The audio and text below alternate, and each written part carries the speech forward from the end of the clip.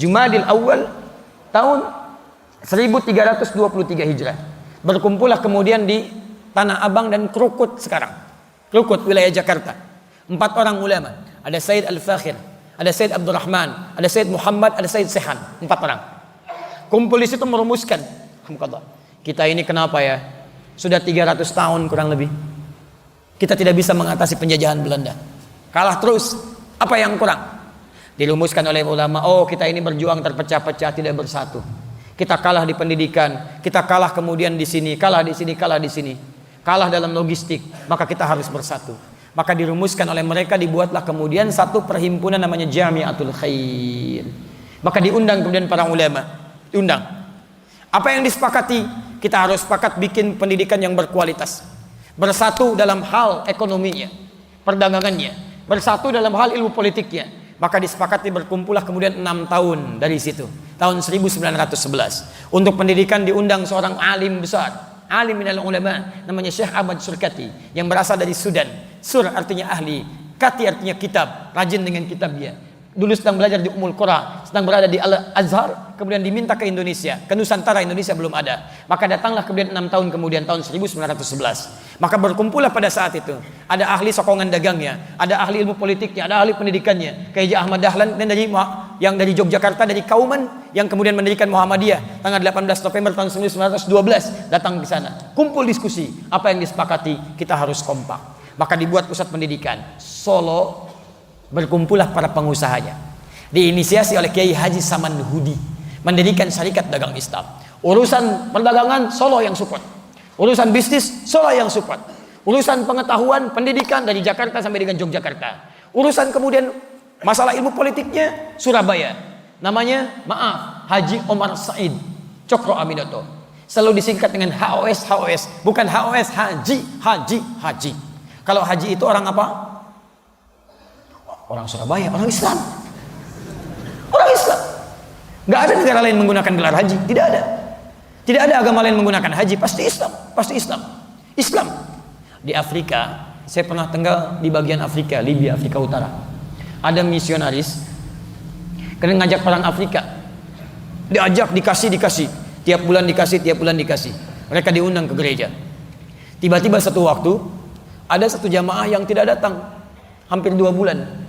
Begitu datang, ditanya oleh pasturnya, kamu kemana aja 2 bulan gak datang? Kata dia, maaf bapak, saya haji dulu katanya. Haji dulu, Masya Allah.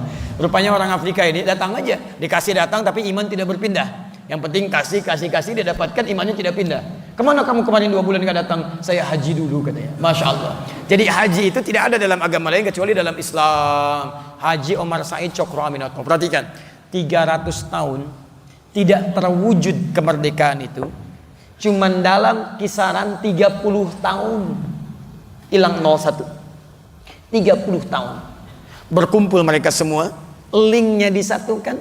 Solo menghimpun para pengusahanya, support untuk kemerdekaan Indonesia. Perhatikan, Jakarta, Jogja kasih pendidikan yang bagus. Sampai sekarang Jogja dikenal dengan kota pendidikan. Teman-teman, Surabaya support bagian ilmu politiknya, orasinya, macam-macamnya. Di antara murid Haji Omar Said Cokro Aminoto adalah Insinyur Soekarno. Didik. Apa yang terjadi? Tidak tunggu lama. 1911 cuma butuh 34 tahun. Tadi 300 tahun gak dapat, sekarang 34 tahun. 1911 tambah 34, 1945. 17 Agustus, hari Jumat, bulan Ramadan. Jam 10 pagi. Diikrarkan kemerdekaan Indonesia. Ketika diikrarkan, tempatnya, maaf teman-teman sekalian, di buku sejarah cuma dituliskan jalannya. Jalan Pegangsaan Timur nomor 56. Masya Allah, apakah proklamasi dilakukan di jalan? Tidak. Ternyata di halaman rumah nomor 56. Nomor itu kan rumah, tempat. Kalau jalan tidak pakai nomor.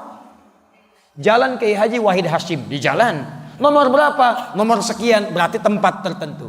Jalan Pegangsaan Timur, jalan nomor 56, kediaman tertentu. Kediaman siapa itu? Kediaman orang Islam, orang Indonesia, keturunan Yaman, namanya Syekh Faraj bin Marta. Syekh Faraj bin Marta mewakafkan rumahnya untuk kepentingan proklamasi kemerdekaan Indonesia.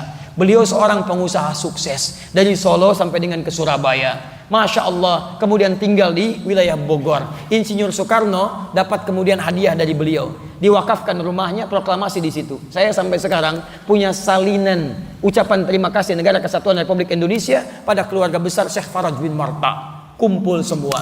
Dengan kemuliaan itulah terjadi kemerdekaan Indonesia. Dicantumkan di Undang-Undang Dasar atas berkat rahmat Allah yang Maha Kuasa di pembukaan undang-undang. Jadilah undang-undang pasal 29 ayat 1, negara berdasar atas ketuhanan yang Maha Esa. Jadi sila pertama di Pancasila, ketuhanan yang Maha Esa. Nilai beragama ada di situ. Jadi ada pengakuan di situ. Negara Indonesia saja bisa sukses, bisa merdeka, lawan penjajah hanya dengan maaf bambu runcing, merah darah, putih kain kafan, jadi bendera. Kalau bukan atas berkat rahmat Allah yang Maha Kuasa, mustahil ada kemerdekaan. Makanya teriakan pertama yang menghadirkan kemerdekaan, teriakan Allahu Akbar. Allahu Akbar. Di kalimat Allahu Akbar itu bukan kalimat teroris. Itu kalimat kemerdekaan. Itu kalimat yang menjadikan Negara Kesatuan Republik Indonesia. Kalimat yang diakui di undang-undang, di pembukaan disebutkan. Jadi dasar negara, jadi Pancasila. Itu Allahu Akbar. Takbir. Takbir. Di kalimat itu yang mewujudkan Negara Kesatuan Republik Indonesia. Makanya teman-teman sekalian, kalau tidak ada tuntunan Al-Quran yang diamalkan pada saat itu 1905, mustahil bisa 35 tahun, 34 tahun negara Indonesia bisa mendapatkan kesuksesannya untuk merdeka. Baca. Dan tidak mudah itu, luas luar biasa. Lihat buku yang sama, halaman 19, paling kanan sebelah atas. Luas negara kita aja, itu daratnya 2 juta kilometer persegi. Lautannya 3.200.000. Kalau dikumpulkan Eropa semua kumpul, belum sampai menyamai Indonesia. Satukan Perancis, Belanda, Spanyol, Belgia, itu maaf belum cukup untuk menjadi Indonesia. Luas. Pulaunya 13.677 pulau. Belum termasuk Pulau Gadung, Pulau Gebang, Pulau Mas dan sebagainya. Luas. Tidak mudah menyatukan itu kalau bukan karena Allahu Akbar, bukan karena Quran, mustahil. Nah sekarang pertanyaannya, negara kita sudah merdeka dengan prinsip Al-Quran, dengan prinsip sunnah. Dibawa bahkan utusannya ke Yogyakarta. Silahkan cek di Museum Yogyakarta. Utusan dari Turki datang, menyampaikan 2 sifat. Satu bendera warna hitam dengan bertuliskan La ilaha illallah sebagai perlambangan Ka'bah, manhaj Al-Quran. Kedua bendera warna hijau bertuliskan Muhammadur Rasulullah sebagai gambaran dari sunnah. Jadi negara ini dibawa dengan prinsip Al-Quran, dengan prinsip sunnah Nabi sampai ke kemerdekaan. Tinggal kita sekarang bagaimana mengisinya. Masalahnya ada kalangan-kalangan tertentu dari dulu, dari kalangan orientalis, dari kalangan orang-orang yang tidak suka Indonesia mencapai kemerdekaannya. Mereka tahu sumbernya dari Quran, mereka tahu sumbernya dari sunnah. Makanya antum dijauhkan dari Al-Quran dan sunnah. Antum dijauhkan jauh dari Al-Quran. Silakan cek, hanya baca. Quran itu hanya boleh ada di masjid, bahas dalam kitab, nggak boleh muncul di perekonomian. Begitu antum bawa gerakan Quran menuju perekonomian, antum akan banyak diserang. Silakan, kalau cuma ceramah di masjid, antum gak akan diotak-atik. Tapi ketika antum kumpul, orang Islam pengusaha kumpul, ayo kita masyarakatkan nilai-nilai Qurani dalam masyarakat perdagangan kita. Jauhi riba, jauhi ini, jauhi itu. Bikin misalnya supermarket yang baik, bikin ini yang Islami, baru antum akan disoal. Islam di masjid gak akan disoal. Tapi kalau nilai Islam dibawa ke politik, antum bawa politik Islami yang jujur, yang baik, hindari korupsi, antum akan disoal di situ. Silakan cek. Bawa ke manajemen, antum akan disoal di situ. Kenapa? Karena mereka takut orang-orang Islam itu akan bangkit, mendapatkan nilai keislaman, memberikan pencerahan untuk dunia. Tidak ada sejarahnya di muka bumi ketika Islam berada di puncak kekuasaan selain menghadirkan kedamaian, ketentraman bagi seluruh umat yang ada di muka bumi. Cek. Islam berjaya di Spanyol, Yahudi ternaungi, Nasrani ternaungi, agama lain ternaungi. Islam berjaya di Nusantara, dengan Hindu nggak ada masalah, dengan Buddha nggak ada masalah. Yang ada masalah ketika Portugis datang ke sini tahun 1511 lewat Selat Malaka, diberikan mandat oleh Paus Alexander yang ke-6 tahun 1494. Setelah itu terjadi perjanjian Tordesillas, bumi dibagi 2. Bagi 2 sama Paus. Ya, yang barat, yang timur. Barat Spanyol, timur Portugis. Datang dia, nyasar dulu sampai ke Goa. Balik lagi ke Portugal. Dia hire seorang bernama Ahmad bin Majid, navigator muslim. Tolong arahkan saya kepada pusat rempah-rempah. Datanglah kemudian sampai ke Selat Malaka. Begitu datang ke Malaka, yang dibawa senapan. Anda kalau nggak mau ikut saya, eksekusi. Maka apa yang terjadi? Hindu bermasalah sampai ke Goa. Cina bermasalah ke sana. Yang tadinya harmonis muncul masalah luar biasa. Terus begitu sampai Malaka pengen menguasai Sunda Kelapa. Datang ke Sunda Kelapa, datang bawa senjata, datang bawa meriam. Tidak ikut saya habisi. Masya Allah. Misinya 3G. Sekarang sudah 4G. Dulu 3G. Gold, glory, and gospel. Begitu datang bukan cuma gold, kuasai rempah-rempah emas, glory, bawa kemenangan, ekspansi. Lihat, dulu Islam datang cuma membuka fatah, tidak mengekspansi. Yang mundur maju, terbelakang jadi paling depan. Punya pengetahuan Islam. Lihat, masuk ke Spanyol berjaya, masuk ke Palestina berjaya, masuk ke Nusantara berjaya. Gak ada yang diusir, biasa aja. Cuman ahli sejarah belakangan, maaf, merubah nilai sejarah itu sehingga anak-anak sekarang tidak tahu. Perhatikan anak-anak zaman now tuh, ketika mereka belajar tentang sejarah jauh. Coba lihat uang 1000 itu, di uang 1000 siapa yang tergambar dulu di uang 1000? Kapiten Patimura. Siapa nama aslinya? Thomas Matulesi. Dari mana antum tahu Thomas? Kalau disebutkan Thomas yang terbayang apa? Oh, jangan langsung ke situ aja. Thomas bisa kereta-keretaan, mobil-mobilan, gitu kan? Ada Thomas nih, kan? Masya Allah, badminton, piala Thomas dan sebagainya. Ada. Tapi umumnya kalau dikaitkan dengan keyakinan itu non muslim. Dari mana bisa jadi Thomas? Namanya Ahmad. Jauh-jauh Ahmad jadi Thomas. Namanya Ahmad Lusi. Seorang kiai punya pesantren, berjuang melawan ekspansi sampai kemudian dieksekusi. Kok tiba-tiba jadi Thomas? Dari mana Ahmad jadi Thomas? Teman-teman sekalian coba cek lagi. Sejarah kita itu banyak yang tertukar. Ada putri yang tertukar, ada menteri yang tertukar, ada sejarah yang ditukar.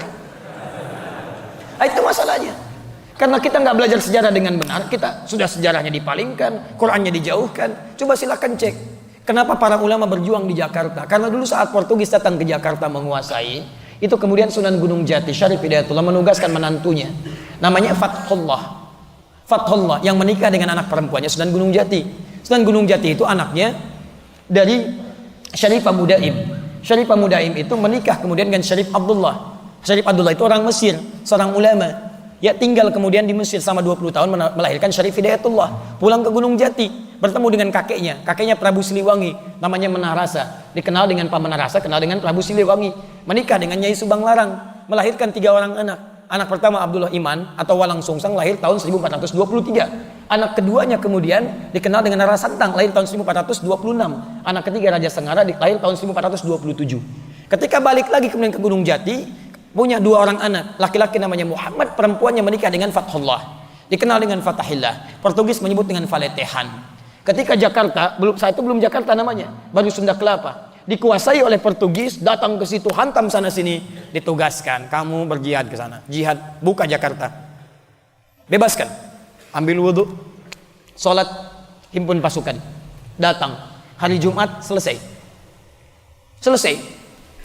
di bulan Juni, teman-teman sekalian, 1527, datang ke situ, selesai Jakarta, lalu bersyukur kepada Allah. Saat bersyukur itulah kemudian mereka ingat Quran surah ke-48 ayat pertama. Inna fatahna laka fatham mubina, fatham mubina. Dirubahlah kemudian Sunda Kelapa Batavia menjadi fatham mubina. Fatham mubina kalau dalam bahasa lokal disebut dengan Jayakarta, disingkat jadi Jakarta. Di nama Jakarta itu bahasa Al-Quran. Sampai sekarang hari jadi Jakarta itu, hari jadi yang diperingati, itulah hari pertama kali Jakarta dibebaskan oleh Fathullah dari kungkungan Portugis. Itu teman-teman sekalian, itu kalimat-kalimat Allah. Jakarta dibuka dengan kalimat Allah, Indonesia merdeka dengan kalimat Allah. Kalau ingin sukses, kalimat Allahnya bagaimana? Kembali ke Quran. Maka saatnya antum sekarang kumpul, keluarkan ayatnya, keluarkan hadisnya. Kita harus bantu negara kita untuk bangun dari tidur yang dalam. Jadi antum gak usah macam-macam lah, kita bantu aja negara kita ini. Sebab yakin kalau semua kembali kepada Quran, negara ini akan tenang kehidupannya. Antum tidak usah merubah dasar negara, sudah bagus, orang tua kita sudah membuat itu, nggak usah rubah macam-macam, kita tinggal isi dengan nilai-nilai Quran. Sebab kalau negara ini 200 juta muslim orang Indonesia semuanya Qurani, maka mustahil ada orang Quran bertindak yang tidak baik. Lihat, baru ngelihat aja, kata Quran lihatnya yang baik-baik, ahli Quran lihat yang baik-baik. Quran surah ke-24 ayat 30. Jadi kalau negara ini, maaf pengusahanya, ahli Quran, maka dia tidak akan melihat yang tidak baik. Begitu melihat yang tidak baik, dia palingkan. Astagfirullah, dia palingkan. Wasari'u ila maghfirah. Cuman lihat handphone, masuk, Ada yang tidak bagus, ahli Quran palingkan. Astagfirullah. Baru setengah Quran, astagfirullah. Setengah.